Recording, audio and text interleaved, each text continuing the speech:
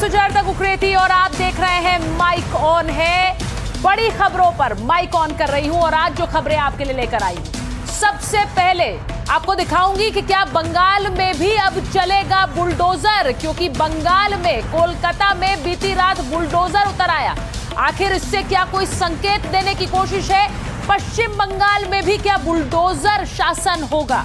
इसी के साथ आपको दिखाऊंगी कि बंगाल में अब शुभेंदु ही अधिकारी होंगे। विधायक दल की बैठक से पहले ही यह खबर कैसे आ गई कि शुभेंदु अधिकारी पश्चिम बंगाल के मुख्यमंत्री होंगे? इसके पीछे क्या शुभेंदु अधिकारी का वो वर्चस्व है और वो पैठ है जो पश्चिम बंगाल में उन्होंने पिछले कई सालों में खड़ी की? इसी के साथ आपको दिखाऊंगी कांग्रेस क्या नई मुस्लिम लीग बन गई है। मुस्लिम पार्टियों के नेता अब ये कह रहे हैं, मुस्लिम नेता कांग्रेस पार्टी को नई मुस्लिम लीग क्यों कह रहे हैं, आज ये भी आपको बताऊंगी। और इसी के साथ ये दिखाऊंगी कि नीतीश गए लेकिन निशांत आए। नीतीश कुमार का शासन बिहार में खत्म हो गया, लेकिन बेटे निशांत की एंट्री होने वाली और वो भी भव्य तरीके से। वो क्या होगा तरीका, ये बताऊंगी। और साथ ही बताऊंगी कि पंजाब में ट्विन ब्लास्ट हुए और इन ब्लास्ट के पीछे क्या पाकिस्तान है। आईएसआई की बड़ी साजिश, आज उसको भी एक्सपोज करेंगे। लेकिन सबसे पहले आज बात करेंगे बंगाल की।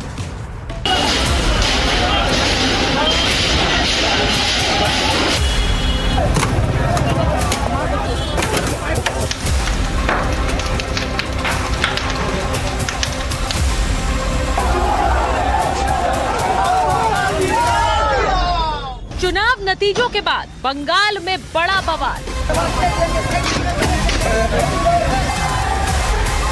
बीजेपी कार्यकर्ता का मर्डर, टीएमसी ऑफिस पर चला बुलडोजर। बीजेपी टीएमसी में सियासी जंग जारी।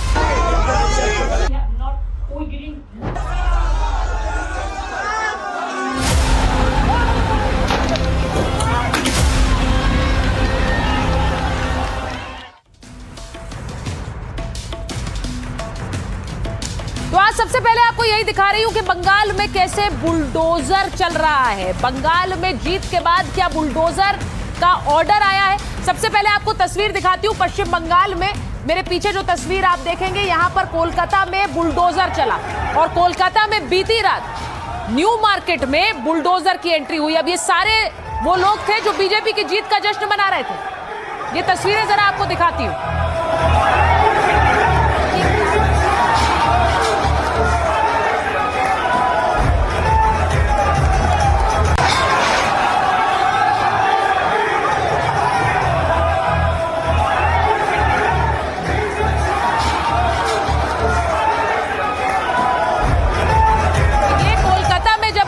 चला है तो सवाल यही उठा है कि क्या पश्चिम बंगाल में भी अब बुलडोजर शासन का संकेत देना चाह रही है बीजेपी? हालांकि बीजेपी कह रही है हमारे कार्यकर्ता नहीं है, आम लोग हैं जो जश्न मना रहे हैं। अब एक और तस्वीर आपको दिखाती हूँ। पश्चिम बंगाल में सिर्फ यही नहीं, मुर्शिदाबाद में देखिए लेनिन की मूर्ति तोड़ दी गई। ये जो आप तस्वीर देख रहे हैं, लेनिन की एक बड़ी सी मूर्ति मुर्शिदाबाद में लगी हुई थी और उसे लोगों ने वहां पर तोड़ दिया, गिरा दिया। ये तस्वीर देखिए।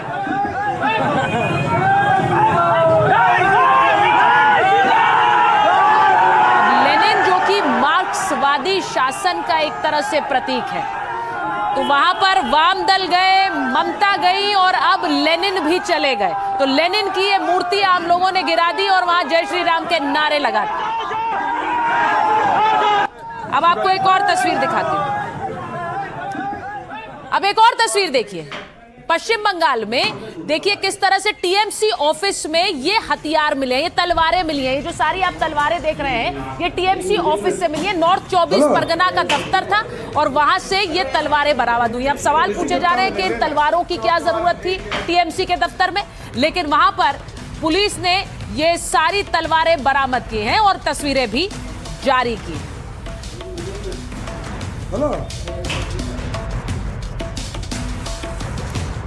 अब बंगाल में नतीजों के बाद किस तरह से हिंसा हो रही है। कोलकाता में बीजेपी कार्यकर्ता की हत्या कर दी गई। टीएमसी कार्यकर्ताओं पर पीटकर हत्या का आरोप लगा। बीरभूम के नानूर में टीएमसी कार्यकर्ता की हत्या हुई। बीजेपी कार्यकर्ताओं पर यहां पर हत्या का आरोप लगा। उत्तर 24 परगना में सुरक्षा बलों पर फायरिंग की गई। केंद्रीय बल के 2 जवान और 3 पुलिस वाले यहां घायल हो गए। संदेशखाली में केंद्रीय बलों पर फायरिंग हुई। गश्ती के दौरान गोलीबारी भी हुई और इलाके में तनाव बना हुआ है। उधर अलीपुरद्वार में भी बुजुर्ग महिला की पिटाई कर दी गई। ये सब कुछ सरकार और सत्ता बदलने के बाद हो रहा है। अब टीएमसी का बीजेपी कार्यकर्ताओं पर आरोप है। टीएमसी कह रही है कि हावड़ा में दफ्तर में हमारे आगजनी कर दी। टीएमसी का बीजेपी समर्थकों पर आरोप है कि साउथ 24 परगना में टीएमसी दफ्तर पर हमला भी किया गया। बीजेपी के समर्थकों पर हमले का आरोप लग रहा है। हिंसा के आरोपों से बीजेपी साफ इनकार कर रही है। बीजेपी का कहना है ये हमें बदनाम करने की साजिश है। हिंसा के खिलाफ पुलिस प्रशासन की सख्ती भी सामने आ रही है। पुलिस और केंद्रीय बलों को कड़ी कार्रवाई के आदेश दिए गए हैं और कहा गया है कि जो भी हिंसा कर रहा है उसे बख्शा ना जाए। इन सब के बीच जो एक्शन हो रहा है वो भी आपको बता दूं। जो बड़ी खबर है वो ये कि पश्चिम बंगाल में हिंसा को लेकर करीब 200 एफआईआर दर्ज कर दी है पुलिस ने। अलग अलग केसों में 433 गिरफ्तारियां हुई। 1100 की एहतियातन गिरफ्तारी हुई है। 1100 लोग गिरफ्तार कर लिए गए। कुल करीब 1500 लोग गिरफ्तार किए गए हैं। तो ये तस्वीर आप देख लीजिए, क्योंकि जिस तरह से 200 एफआईआर हुई है, बीजेपी कह रही है कि पुलिस इन सब उपद्रवियों पर एक्शन लेगी। इस तरह के एहतियाती कदम उठाए जाएंगे। अब आपको एक और तस्वीर दिखा रही हूं, संदेशखाली। अब आपको याद है कि संदेशखाली में जिस तरह से महिलाओं के खिलाफ प्रताड़ना की खबर आई थी, ये वही संदेशखाली है। और यहां पर आज बीजेपी और टीएमसी कार्यकर्ताओं में नहीं, बल्कि टीएमसी और टीएमसी कार्यकर्ताओं में भिड़ंत हुई है। दोनों 2 गुट पार्टी के आपस में लड़ गए। ये जो तस्वीर आप देख रहे हैं,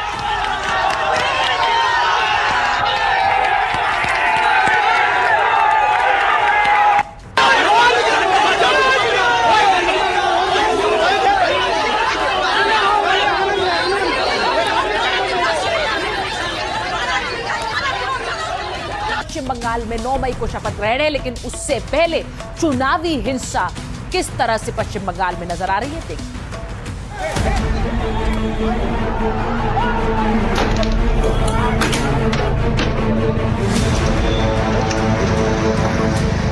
चुनाव खत्म हो गए, काउंटिंग खत्म हो गई, परिणाम आ गए, लेकिन शांति नदारद है। चुनाव नतीजों के बाद राजधानी कोलकाता से लेकर बंगाल के अलग अलग हिस्सों से इसी तरह की तस्वीरें आई। ये तस्वीर कोलकाता के न्यू टाउन की है। आरोप है कि यहाँ बीजेपी के नवनिर्वाचित विधायक पीयूष कनोडिया के करीबी मधु मंडल की पीट पीट कर हत्या कर दी गई। आरोप टीएमसी कार्यकर्ताओं पर है। बहुत दुखजनक घटना है। आज ही मैंने विधायक का पद संभाला है और 4 घंटा भी नहीं कटा, मुझे आके मेरे ही भाई के गले में माला देना पड़ रहा है। पुलिस ने इस मामले में टीएमसी के एक नेता समेत 5 लोगों को गिरफ्तार किया है। ये तस्वीर आरामबाग की है, जहां बाइक से जाते बीजेपी नेता चंदन दास को पीटा गया। चंदन दास को अस्पताल में भर्ती कराया गया है। यहाँ भी टीएमसी आरोपों के घेरे में है। पश्चिम बर्धमान के आसनसोल में टीएमसी पार्षद मौसमी बोस के दफ्तर में आग लग गई। फायर ब्रिगेड ने आग पर काबू तो पाया, लेकिन तब तक पूरा ऑफिस खाक हो चुका था। আমি খবর পাওয়া মাত্র আমি ফোন করি, আমার অফিসে যোগাযোগ করি। আমাদের কার্যকর্তারা তারপরে এখানে পৌঁছায়, দমকলকে খবর দেওয়া হয়, থানাকে খবর দেওয়া হয়। এসে দেখছি এইরকম একটা অবস্থার মধ্যে রয়েছে। সবচেয়ে দুর্ভাগ্যজনক বিষয় যে এটার তদন্ত হওয়ার খুব দরকার আছে। हावड़ा के जगत बल्लभपुर में भी इसी तरह टीएमसी का दफ्तर आग की लपटों में घिर गया। टीएमसी नेता कल्याण बनर्जी ने इसके लिए बीजेपी को जिम्मेदार ठहराया है। इस बीच बीजेपी ने एक पोस्टर जारी कर कहा कि जिसे हम मान्यता न दें वो बीजेपी का कार्यकर्ता नहीं है। बीजेपी नेता लॉकेट चटर्जी ने टीएमसी पर गंभीर आरोप भी लगाए हैं। अपने खुद बीजेपी का तिलक लगा के ऐसा अपने खुद का पार्टी ऑफिस दखल कर रहा है, मारपीट कर रहा है, तोड़फोड़ कर रहा है। और जो जहाँ पे हो रहा है, हम लोग पुलिस लोग को बोल रहे हैं एक्शन लेने के लिए। कोई भी हिंसा बर्दाश्त नहीं होगा, कोई भी पार्टी ऑफिस दखल कुछ नहीं होगा। वार पलटवार दोनों तरफ से जारी है, लेकिन सबसे बड़ा सवाल है कि बंगाल में चुनाव के बाद हो रही ये हिंसा आखिर कब थमेगी। और पश्चिम बंगाल में जो हिंसा हो रही है, इस पर बड़ी खबर आपको बता रही हूं। टीएमसी ने कहा है वो कोर्ट का रुख कर रहा है। चुनाव के बाद हिंसा पर टीएमसी ने ऐलान कर दिया है। कोर्ट जाने की तैयारी में है टीएमसी, हिंसा के खिलाफ अपील करेगी टीएमसी। तो टीएमसी कह रही है हम कोर्ट जाएंगे क्योंकि ये चुनावी हिंसा है। हिंसा के बाद इस तरह की, चुनाव के बाद इस तरह की हिंसा हो रही है और इसके खिलाफ कोर्ट का रुख करेगी टीएमसी। अब आपको दिखाती हूं कि चुनाव के बाद किस तरह से टीएमसी के नेताओं के घर सुरक्षा हटाई जा रही है। ये जो आप तस्वीर देख रहे हैं अभिषेक बैनर्जी के घर की तस्वीर है और यहाँ पर देखिए पहले तकरीबन 300-350 पुलिसकर्मी यहाँ तैनात रहते थे, अब पुलिसकर्मी भी हट गए और जो स्कैनिंग मशीन्स थी देखिए उन्हें भी हटाकर ले जाया जा रहा है। ये अभिषेक बैनर्जी के घर की तस्वीर आपको दिखा रही हूं। अभिषेक बैनर्जी के घर की सुरक्षा हटा दी गई है। अब ये सुरक्षा हटाई गई है तो दूसरी तरफ अभिषेक बैनर्जी ममता बैनर्जी के घर पहुंच गए। ये तस्वीर भी देख लीजिए। अब ममता बैनर्जी का घर जहां पर बहुत दूर तक लोगों को जाने की इजाजत नहीं थी, आज वहां भी सुरक्षा हटी हुई है और अभिषेक बैनर्जी पहुंच गए ममता बैनर्जी के घर। क्यों बैठे हैं, क्यों पहुंचे हैं, वो भी आपको बता दूं। अभिषेक बैनर्जी इसलिए पहुंचे हैं क्योंकि सीएम पद से इस्तीफा न देने पर ममता अड़ गई। ममता ने विधायकों के साथ 1 घंटे तक आज बैठक की है। बैठक में विधायकों को अपना फैसला सुनाया है। क्या है वो फैसला? वो कह रही है सरकार बर्खास्त करे लेकिन मैं चाहती हूं ये काला दिन बने। हम हारे नहीं हैं, वोट चोरी हुई है। एमएलए पहले दिन काले कपड़ों में विधानसभा जाएंगे, तो उन्होंने अपने सभी विधायकों से कहा है कि काले कपड़े पहनकर पहले दिन विधानसभा जाएं। विधायक अपने क्षेत्र में भी रहें। एमएलए क्षेत्र में न हो तो घर में रविंद्र जयंती मनाइए। धोखा देने वालों को बाहर निकालेंगे, ये भी कह रही ममता बनर्जी। और उन्होंने कहा कि हार से कार्यकर्ताओं का मनोबल टूट रहा है। विधायक टीएमसी कार्यकर्ताओं का मनोबल बढ़ाएं और इस सरकार का विरोध करें। तो ममता बनर्जी सीधे सीधे कह रही है मैं इस्तीफा नहीं दे रही हूं और हम इस सरकार का विरोध करेंगे। अब ममता बनर्जी एक तरफ कुर्सी छोड़ने को तैयार नहीं, लेकिन दूसरी तरफ शुभेंदु अधिकारी कुर्सी पर आने के लिए पूरी तरह तैयार है। शुभेंदु अधिकारी ने जिस तरह के आक्रामक तेवर दिखाए, उन्हीं तेवरों के चलते शुभेंदु अधिकारी का नाम पश्चिम बंगाल की सियासत के लिए पूरी तरह से फाइनल हो चुका है। पूरी तरह से फाइनल हो चुका है।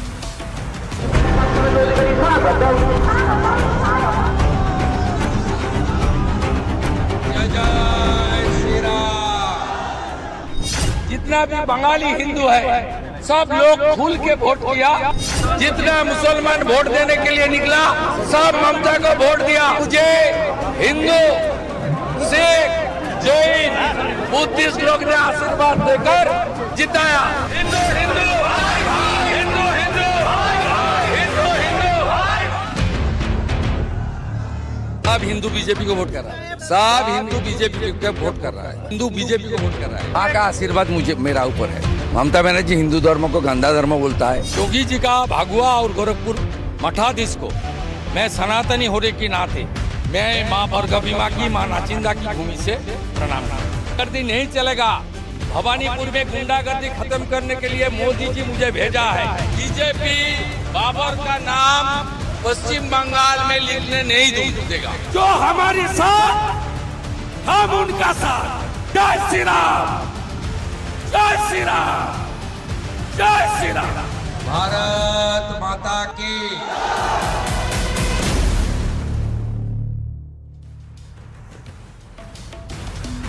तो पश्चिम बंगाल में शुभेंदु ही अधिकारी हैं, ये तय हो चुका है और बंगाल में शुभेंदु राज शुरू होने वाला है। शुभेंदु अधिकारी पश्चिम बंगाल के नए सीएम होंगे। शुभेंदु को सीएम बनाने की बात लगभग तय हो चुकी है। अब पार्टी का जो शीर्ष नेतृत्व है वो शुभेंदु के नाम पर पूरी तरह सहमत है। गृह मंत्री अमित शाह 8 मई को कोलकाता जाने वाले हैं और 8 मई को कोलकाता में बीजेपी विधायक दल की बैठक होगी। बैठक में शुभेंदु अधिकारी का नाम रखा जाएगा। उनके नाम का प्रस्ताव बीजेपी प्रदेश अध्यक्ष सौमित भट्टाचार्य रखेंगे और बैठक में शुभेंदु विधायक दल नेता चुने जाएंगे। ये खबर बिल्कुल तय हो चुकी है। अब अमित शाह करेंगे शुभेंदु के नेता चुने जाने का ऐलान। 9 मई को बंगाल में शपथ ग्रहण समारोह भी होगा, ये भी सूत्र बता रहे हैं। और कोलकाता के ब्रिगेड परेड ग्राउंड में समारोह, ये शपथ ग्रहण होगा। अब आपको ये भी बताऊं कि बीजेपी में आमतौर पर सीएम का ऐलान पहले नहीं होता है, लेकिन जिस तरह से शुभेंदु के नाम का ऐलान हुआ, यह भी अपने आप में एक सरप्राइज है। अभी तक कहा जा रहा है कि शुभेंदु अधिकारी के नाम के ऐलान से पहले ही उनका नाम तय है और सब मानकर चल रहे हैं पश्चिम बंगाल में और बीजेपी में कि शुभेंदु अगले सीएम होंगे। अब इस समारोह में मोदी, प्रधानमंत्री मोदी भी शामिल होंगे। एनडीए शासित राज्यों के सीएम को भी न्योता दिया गया है। एनडीए शासित राज्यों के डिप्टी सीएम्स भी होंगे। केंद्र के मंत्रियों को भी इसमें न्योता दिया गया है। गठबंधन के वरिष्ठ नेता भी इस समारोह में शामिल होंगे। अब कोलकाता का जो ब्रिगेड ग्राउंड जहां पर यह शपथ ग्रहण समारोह होना है, हमारी सहयोगी मनोज्ञा लोईवाल की एक रिपोर्ट देखिए। वो बता रही है कि कैसे बंदोबस्त यहां पर किए जा रहे हैं। पश्चिम बंगाल के इतिहास में भारतीय जनता पार्टी की पहली सरकार 2026 के विधानसभा चुनाव में प्रचंड बहुमत के बाद बन रही है और इसकी तैयारियां भी उतनी ही भव्य की जा रही हैं। ब्रिगेड परेड ग्राउंड बहुत ही बड़ा ऐतिहासिक ग्राउंड है। सुरक्षा के चाक चौबंद इंतजाम किए जाएंगे क्योंकि प्रधानमंत्री नरेंद्र मोदी बैठेंगे यहाँ पर। ये जो इलाका है यहाँ पर एक बड़ा सा मंच बनाया जाएगा। एक ही मंच बनाया जाएगा लेकिन 3 हैंगर बनाए जाएंगे। 3 हैंगर में लाखों लोगों को बुलाया जा रहा है और उनके साथ साथ भारतीय जनता पार्टी शासित राज्यों के पूरे देश से सभी मुख्यमंत्रियों को बुलाया जाएगा, कैबिनेट मंत्रियों को बुलाया जाएगा और वो नेता जो लगातार पिछले 1 वर्ष से अधिक समय से यहाँ काम कर रहे थे वो भी शामिल होंगे। प्रधानमंत्री नरेंद्र मोदी ने जब अपने भाषण में कहा था कि मैं लौट कर आऊँगा और शपथ ग्रहण समारोह में यहाँ पर शामिल होऊंगा, तो यही ब्रिगेड परेड ग्राउंड है जहाँ वो शपथ ग्रहण समारोह होगा 9 तारीख को दोपहर के समय। अब आपको ये समझना जरूरी है कि शुभेंदु अधिकारी क्यों पश्चिम बंगाल में सीएम के रूप में चुने गए। शुभेंदु ने ममता बनर्जी को भवानीपुर में घुसकर हराया। ये प्रतीक के तौर पर दूसरे नेताओं की जीत से कहीं बड़ा है। बंगाल में बीजेपी को आक्रामक योद्धा की तलाश है। अब लीडर ऑफ ऑपोजिशन के रूप में 5 साल तक ममता से लोहा किसने लिया? शुभेंदु अधिकारी ने लिया। विपक्ष में रहकर पूरी ताकत से भ्रष्टाचार के मामले किसने उठाए? शुभेंदु अधिकारी ने उठाए। ग्राउंड पर पार्टी के बाकी नेताओं से ज्यादा सक्रिय रहे, हिंदू वोटर को एकजुट करने में भी बड़ी भूमिका निभाई और मतुआ और ओबीसीज को बीजेपी से जोड़ने में भी वो सफल रहे। अब 2021 में बीजेपी समर्थक चुनावी हिंसा का शिकार हुए थे, तब शुभेंदु अधिकारी कार्यकर्ताओं के साथ खड़े रहे। इससे उनकी लोकप्रियता बढ़ी और जुझारू नेता की इमेज भी बनी। पश्चिम बंगाल में प्रशासन संभालने का उन्हें अनुभव भी है। ममता बनर्जी की कैबिनेट में वो परिवहन और सिंचाई मंत्री रह चुके हैं। शुभेंदु का पार्टी से अलग अपना एक बड़ा नेटवर्क भी है और इस नेटवर्क के नेता और कार्यकर्ता सीधे शुभेंदु से जुड़े हैं। अब प्रचार में प्रधानमंत्री मोदी और गृह मंत्री अमित शाह के साथ उन्होंने मंच साझा किया था और भवानीपुर से नामांकन में गृह मंत्री अमित शाह शुभेंदु के साथ गए थे। इससे भी संकेत मिला था कि शुभेंदु अधिकारी पार्टी लीडरशिप की पहली पसंद है।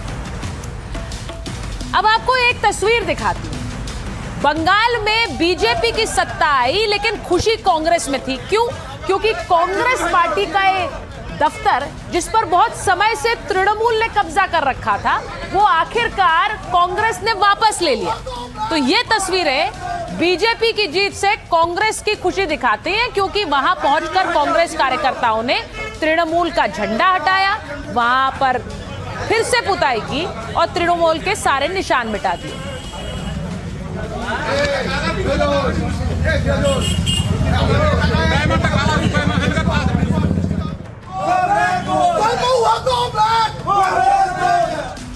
तो एक तरफ तो बीजेपी की जीत के बाद कांग्रेस को अपना दफ्तर मिल गया, लेकिन राहुल गांधी बीजेपी पर हमलों से नहीं चूक रहे हैं। उन्होंने सोशल मीडिया पोस्ट के जरिए एक बार फिर से वोट चोरी और सरकार चोरी का आरोप लगाया।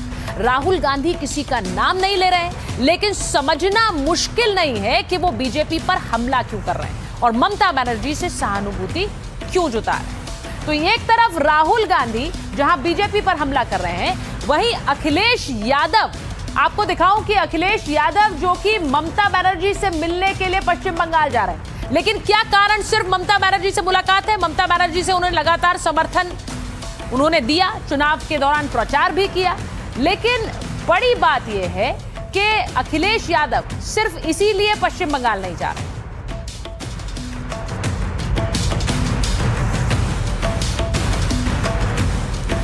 जिस पोल मैनेजमेंट कंपनी से अखिलेश यादव ने डील की थी, वो डील अखिलेश यादव ने खारिज कर दी है। दीदी की हार का इफेक्ट क्या हुआ है? अखिलेश यादव ने आईपैक से एक डील रद्द कर दी। आईपैक को चुनाव मैनेजमेंट का जिम्मा अखिलेश यादव ने दिया था। समाजवादी पार्टी की कमजोर सीटों पर काम कर रही थी आईपैक। 2.5 महीने पहले आईपैक से यह करार अखिलेश यादव ने किया था। अब ममता बनर्जी के कहने पर ही यह करार हुआ था। ममता और स्टालिन ने ली थी आईपैक की सर्विस, यानी कि आईपैक को उन्होंने हायर किया था अपने चुनाव प्रचार के लिए, लेकिन दोनों के दोनों हार गए।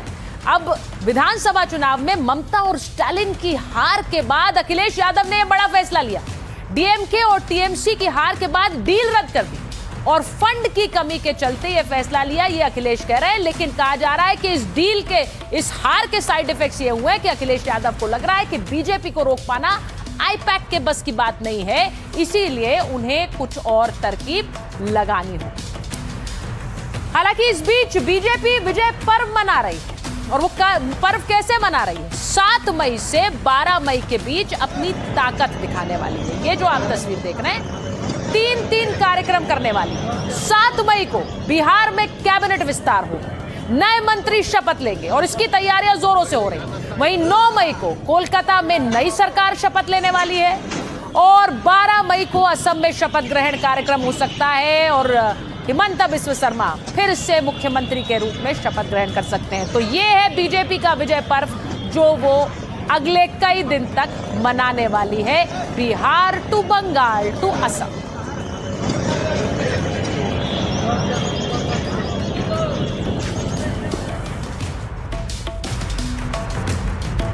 अब शपथ ग्रहण से पहले आपको बताऊं कि किस तरह से इसकी शुरुआत बिहार से होने वाली है। और बिहार में सबसे पहले सम्राट चौधरी का जो पूरा कैबिनेट है उसका एक्सपेंशन होना, और उस एक्सपेंशन में सबसे बड़ा नाम निशांत कुमार हो सकते हैं। अब आपको बताऊं कि इस शपथ ग्रहण से पहले पीएम मोदी का एक रोड शो होगा।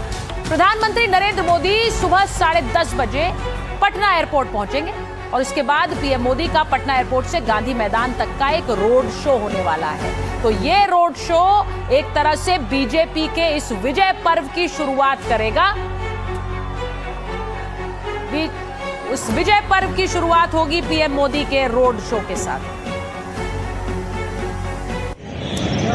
अब आपको ये बताऊं कि पटना के गांधी मैदान में गुरुवार को दोपहर 12:10 पर कैबिनेट के विस्तार का कार्यक्रम है और इसके लिए जो भव्य तैयारियां हैं वो शुरू हो गई हैं। एक भव्य स्टेज तैयार किया जा रहा है जहां पर न सिर्फ प्रधानमंत्री होंगे बल्कि मोदी सरकार के सारे बड़े चेहरे यहां पर पहुंचने वाले हैं। तो पटना में एक भव्य शपथ ग्रहण की तैयारी, ऐतिहासिक गांधी मैदान में यह कार्यक्रम होगा। पीएम मोदी, गृह मंत्री शाह, नीतीश कुमार यहां मौजूद रहेंगे। कई प्रदेशों के सीएम, डिप्टी सीएम भी पहुंचेंगे। 27 विधायक मंत्री पद की शपथ लेंगे। बीजेपी से 12, जेडीयू से 11 मंत्री की शपथ हो सकती है और हम और आरएलएम से भी एक मंत्री यहां शपथ ले सकता है। अब चिराग पासवान की पार्टी से 2 विधायक बनेंगे। कार्यक्रम को लेकर चाक चौबंद सुरक्षा व्यवस्था की गई। 12 से ज्यादा आईपीएस अधिकारियों की तैनाती है। 25 डीएसपी रैंक के अधिकारी निगरानी में और 3000 पुलिसकर्मी यहां पर तैनात रहेंगे। ये इस भव्य विजय पर्व की शुरुआत हो। अब सवाल है कि क्या कैबिनेट में शामिल होंगे निशांत कुमार?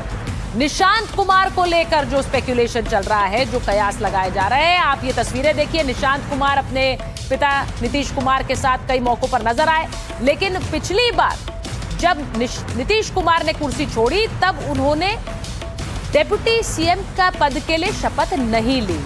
अब यह कहा जा रहा है कि निशांत की एंट्री प्रधानमंत्री नरेंद्र मोदी के साथ ही होगी। बिहार में निशांत कुमार को लेकर हलचल तेज। कैबिनेट विस्तार से पहले चर्चा में आए निशांत कुमार कल मंत्री पद की शपथ ले सकते हैं। सूत्रों के मुताबिक निशांत कुमार ने पहले मना कर दिया था, मंत्री पद की शपथ लेने के पक्ष में वो नहीं थे। अब निशांत को मनाने के लिए काफी बातचीत चली। सद्भाव यात्रा में मिले फीडबैक के बाद यह फैसला लिया गया और यह भी फैसला लिया गया कि नीतीश कुमार के बेटे कैबिनेट में शामिल होंगे तो पीएम मोदी की मौजूदगी में होंगे और उनकी मौजूदगी में ही वो शपथ ग्रहण करेंगे। अब एक तरफ नीतीश के बेटे जब शपथ ग्रहण की तैयारी कर रहे हैं तो लालू के बेटे तेजस्वी यादव क्या कह रहे हैं वो भी सुन लीजिए। बने ना बने, हमने तो विधानसभा में कह ही दिया ना भाई, अब तो मेरे ऊपर परिवारवाद का आरोप नहीं लगेगा और नहीं लगाना चाहिए अब उन लोगों को। तो सब कहती कुछ है, करनी कुछ है, उन लोगों का तो है ही। अब सिस्टम है, समय है, जितना दुरुपयोग कर सकते हैं लोग कर रहा है। तो आपने तेजस्वी यादव को सुना, लेकिन दूसरी तरफ कांग्रेस पार्टी में जो सहयोगी रहे या जो विरोधी रहे वो सवाल उठा रहे हैं। मुस्लिम नेता कांग्रेस पार्टी को नई मुस्लिम लीग कह रहे हैं। वो बयान आपको सुनवाऊंगी क्योंकि कांग्रेस पर बार बार हर ओर से प्रहार हो रहा है। असम में AIUDF के नेता बदरुद्दीन अजमल बयान दे रहे हैं कि कांग्रेस नई मुस्लिम लीग हो गई है और इसका हमें बहुत ज्यादा दुख है। मुसलमानों के वोट का इस्तेमाल करते हैं लेकिन इसके बावजूद सिमटते जा रहे हैं। सुनिए जरा। के लिए जो कुआं खोदा उनके सामने कुआं है। कांग्रेस ने UDF को शेष करने के लिए कुआं खोदा, उसी में खुद कांग्रेस को गिर गया और कांग्रेस खत्म हो गया सबसे। कांग्रेस मुस्लिम लीग हो गया, इसका हमको दुख है। अब सिर्फ बदरुद्दीन अजमल नहीं ये कह रहे हैं, एक और मुसलमान नेता असदुद्दीन ओवैसी भी निशाना साध रहे हैं कांग्रेस पार्टी पर। वो कह रहे हैं कि जो सेक्युलर पार्टियां हैं वो मुसलमानों को नेतृत्व दे ही नहीं पा रही हैं, इसीलिए ये पार्टियां बीजेपी को रोकने में नाकाम हो रही हैं। जरा सुनिए। I once again reiterate my point that the Muslims should try to create their own independent political leadership. Your vote is getting wasted because you are casting your vote in favor of these so-called secular parties, or not all secular, and they have failed to stop BJP. यकीनन मेरी बातों से बहुत से लोग मुत्तफिक नहीं होंगे और वही लोग चौधरी बनकर नुकसान पहुंचाना चाह रहे हैं। इंडिपेंडेंट पॉलिटिकल लीडरशिप होगी, आपकी आवाज होगी, आपके लिए लड़ने वाला होगा, आपके आंसू को कोई समझने वाला होगा, आपके ख्वाबों को पूरा करने वाला। आप तो सिर्फ वोट डाल के बैठ जा रहे हैं। अब 5 राज्यों के नतीजों के बाद कांग्रेस बुरी तरह से घिर गई है। कांग्रेस ने बंगाल और असम में चुनाव लड़ा, दोनों राज्यों की 390 सीटों पर उम्मीदवार उतारे। बंगाल में 2 सीटें जीती, दोनों मुस्लिम उम्मीदवार। असम में कांग्रेस ने 19 सीटों पर जीत दर्ज की। अब कांग्रेस के 19 में से 18 विधायक मुसलमान हैं। कांग्रेस में मुस्लिम विधायकों की संख्या 95% हो गई है और यही कारण है कि उसे मुस्लिम लीग कह रहे हैं, लेकिन इसलिए भी क्योंकि मुसलमानों के वोट लेकर, मुसलमानों को उम्मीदवार उतारकर, लेकिन इसके बावजूद बीजेपी को रोक नहीं पा रही। अब कांग्रेस पर जो आरोप लग रहे हैं उन पर कांग्रेस के नेता पवन खेड़ा क्या सफाई दे रहे हैं, जरा ये भी सुनिए। बीजेपी को मना किया, ठुकराया, बीजेपी ने भी मुसलमान को ठुकराया। मुसलमान ने बीजेपी की तरह की जो तथाकथित मुस्लिम पार्टीज हैं उनको भी ठुकराया। किसको वोट दिया? एक सेक्युलर पार्टी को वोट दिया। आपको उसमें भी शिकायत है। क्यों शिकायत है साहब? आप वोट को भी रंगीन क्यों बना रहे हैं कि साहब ये केसरिया रंग का वोट है, ये हरे रंग का वोट है, ये नीले रंग का वोट है? क्या है ये? 664 विधायक कांग्रेस के, उसमें 78% हिंदू और 12% मुसलमान, लगभग यही आबादी का प्रोपोर्शन है। तो आपने पवन खेड़ा को सुन लिया। अब आपको यह भी बताती हूं कि कांग्रेस पार्टी जहां एक तरफ से उस पर सवाल उठाने वालों की कमी नहीं है, वहीं दूसरी तरफ कांग्रेस दूसरों के साथ जाने के लिए, साथ के लिए भी ऑफर दे रही है। ये जो तस्वीर आप देख रहे हैं, कांग्रेस पार्टी के नेता राहुल गांधी ने एक्टर विजय, टीवी के चीफ विजय को फोन किया और समर्थन का ऐलान कर दिया। तो विजय को कांग्रेस का साथ मिल रहा है। विजय क्या कांग्रेस का साथ लेकर सरकार बनाएंगे? सवाल यह है, क्योंकि विजय ने राज्यपाल से जाकर सरकार बनाने का दावा, मिलकर सरकार बनाने का दावा पेश कर दिया है, लेकिन इसके बावजूद अभी तक ये तय नहीं है कि क्या वो कांग्रेस के साथ जा रहे हैं। लेकिन ये देखिए, आज जब वो राज्यपाल से मिलने पहुंचे हैं तो किस तरह गाड़ियों का एक काफिला निकला है। ये तमिलनाडु के भावी मुख्यमंत्री और स्टार विजय का काफिला है जो चलता चला जाएगा। इसे जरा देखिए, दूर तक गाड़ियों की कतार थी और विजय हाथ हिलाते हुए राज्यपाल से मिलने पहुंचे हैं। लेकिन सवाल सबसे बड़ा यही है कि किसके साथ सरकार बनाएंगे विजय।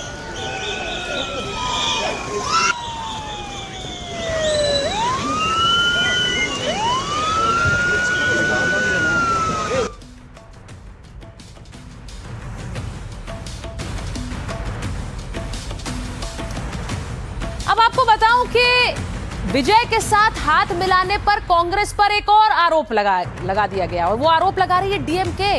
टीवीके की जीत से तमिलनाडु की राजनीति बदल गई। 108 सीटों वाली टीवीके को कांग्रेस का हाथ मिला। कांग्रेस ने विजय को सशर्त समर्थन का फैसला कर लिया। टीवीके को कांग्रेस के समर्थन पर डीएमके भड़क गई है। डीएमके ने सोनिया गांधी और राहुल गांधी पर निशाना साधा है। डीएमके ने कांग्रेस के लिए कहा कि ये तो पीठ में छुरा घोंपने वाली पार्टी है। कांग्रेस के फैसले के बाद डीएमके का ये आधिकारिक बयान आया। डीएमके ने टीवीके को समर्थन देने पर सहमति नहीं दी थी, लेकिन इसके बावजूद कांग्रेस ने जाकर टीवीके को समर्थन का ऐलान कर दिया। ये कांग्रेस का एक तरफा और स्वतंत्र फैसला है, ये डीएमके कह रही है, लेकिन ये वही पार्टी है जो हमारी पीठ में छुरा भोंकने वाली पार्टी है। तो कांग्रेस पर न सिर्फ मुसलमान नेता बल्कि अब उनके अपने सहयोगी स्टालिन और डीएमके भी यही आरोप लगा रहे हैं।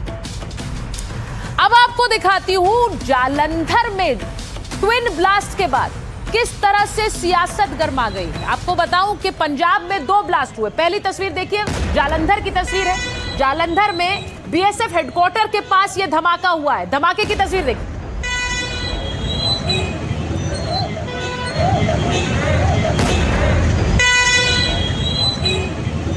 ये ब्लास्ट हुआ जिसमें एक स्कूटी आ गई। ये धमाका बीएसएफ हेडक्वार्टर के पास हुआ।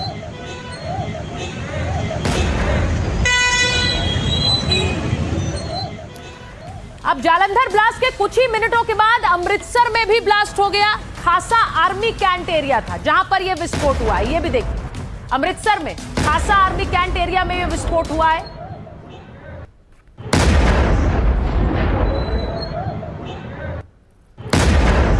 तो बीती रात पंजाब में 2 जगह ब्लास्ट हुए। पंजाब में 2 धमाकों से सुरक्षा एजेंसियां अलर्ट पर हैं। 3 घंटे में ही पंजाब के 2 शहरों में धमाके हुए। जालंधर में बीएसएफ मुख्यालय के बाहर स्कूटी के पास ब्लास्ट हुआ और सीसीटीवी में कुछ संदिग्ध लोगों की गतिविधियां दिखी। वहीं फोरेंसिक टीम ने ब्लास्ट साइट से सैंपल भी इकट्ठा किए हैं। एजेंसियों पूरे इलाके को सील कर दिया। संदिग्धों की पहचान के लिए जो पूरी सीसीटीवी फुटेज है उसे खंगाला जा रहा है। उधर जालंधर में ब्लास्ट के कुछ घंटे बाद अमृतसर में भी धमाका हुआ। अमृतसर के खासा आर्मी कैंट एरिया में तेज ब्लास्ट हुआ। खासा आर्मी कैंट इंटरनेशनल बॉर्डर से सिर्फ 15 किलोमीटर दूर है और जांच में सामने आया कि हमलावरों ने ग्रेनेड फेंका था। धमाका इतनी तेज हुआ कि कैंप की दीवारें हिल गई। हमलावरों का इरादा बड़ा नुकसान पहुंचाने का था। एजेंसियां इसके पीछे एक ही मॉड्यूल का काम मान रही। दोनों धमाकों की जांच एनआईए को सौंप दी गई है। कई संदिग्धों को हिरासत में लेकर पूछताछ की जा रही है। अब धमाकों की जांच एजेंसियों ने तेज कर दी। अमृतसर में हुए धमाके के बाद पंजाब डीजीपी खुद मौके पर पहुंचे। वहीं जालंधर सीएफएसएल की टीम ने मौके पर पहुंचकर सुराग जुटाए हैं। अब अमृतसर धमाकों के पीछे कौन है? जांच एजेंसियों की जांच में साफ हो गया है कि इस पूरी साजिश के तार पाकिस्तान से जुड़े हुए हैं।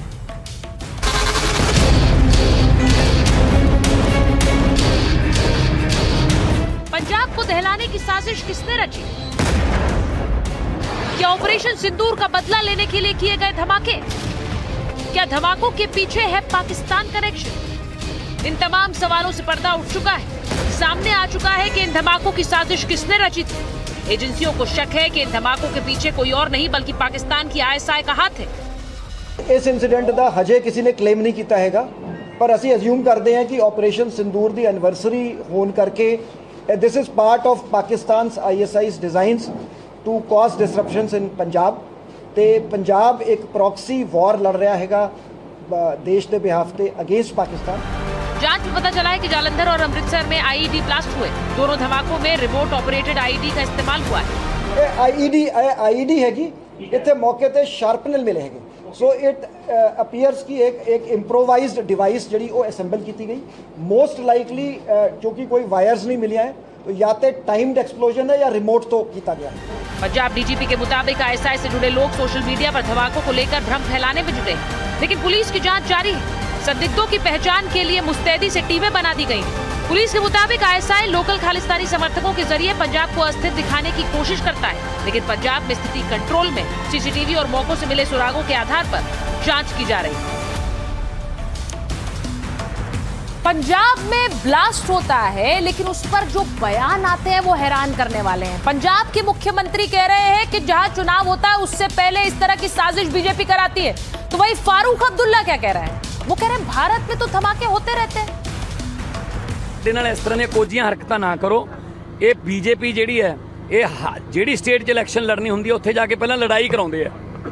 ਸੋ बीजेपी ਕਹਿੰਦੀ ਹੈ ਪੰਜਾਬ ਦੀ ਤਿਆਰੀ ਹੈ ਤੇ ਇਹ ਜਿਹੜੇ ਛੋਟੇ-ਮੋਟੇ ਬਲਾਸਟ ਕਰਾ ਕੇ ਤੁਸੀਂ ਡਰਾ ਕੇ ਤੇ ਲੋਕਾਂ ਨੂੰ ਵੋਟਾਂ ਲੈਣੇ ਚਾਹੁੰਦੇ ਹੋ। ਮੈਂ बीजेपी ਨੂੰ ਕਹਿਣਾ ਚਾਹੁੰਦਾ, ਪੰਜਾਬ ਨੇ ਬਹੁਤ ਕਾਲੀਆਂ ਰਾਤਾਂ, ਕਾਲੇ ਦਿਨ ਦੇਖ ਲਏ। ਲੋਕਾਂ ਦੇ ਜ਼ਖਮ ਅਜੇ ਅੱਲੇ ਨੇ, ਇਸ ਕਰਕੇ इस तरह की हरकतों तो बीजेपी बाज आ जाए। अरे हिंदुस्तान में ब्लास्ट होते रहते हैं, कौन सी नई बात है, घबराइए मत। भगवंत मान साहब, तुहाडे कोल राज हो नहीं रहा, हर फ्रंट ते तुसीं फेल हो। इन लोगों की मिली भगत है अपराधियों से, इसलिए वो अपराधियों को स्पेस दे रहे हैं निकलने का कि पॉलिटिकल झगड़े करो और अपराधियों को निकाल दो। ब्लास्ट जो है माइनर है, ये शब्द उन्होंने इस्तेमाल किया, माइनर है।